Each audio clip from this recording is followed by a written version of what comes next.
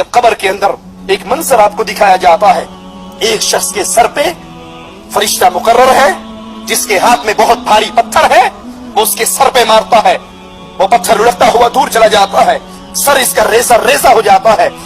ये जाकर पत्थर उठा के लाता है, यहां तक कि सर दोबारा अपनी असली शक्ल में आ जाता है। ये फिर पत्थर मारता है और उसका सर फिर रेत बन जाता है, पत्थर दूर जाके गिरता है, ये फिर उठाने जाता है।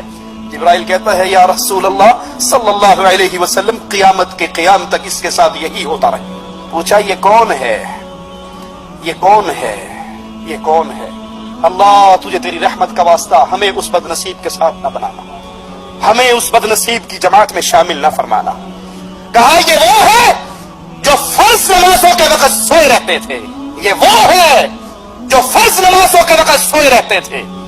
ये तो सोया रहना एक माकूल बहाना है, सोया रहना फिर एक बहाना है। जो जागते हुए क्रिकेट मैच के लिए, ड्रामे के लिए, दोस्तों की गप्पों के लिए, महफिलों के लिए, चाय पार्टी के लिए, वलीमे वाले दिन शादी की दावत के लिए, या शादी वाले घर में या मैयत वाले घर में जानते हुए जागते हुए आंखें खुली है, कान खुले हैं और फिर नमाज नहीं पढ़ते। आज तो शादी का दिन है, आज तो मैयत का दिन है।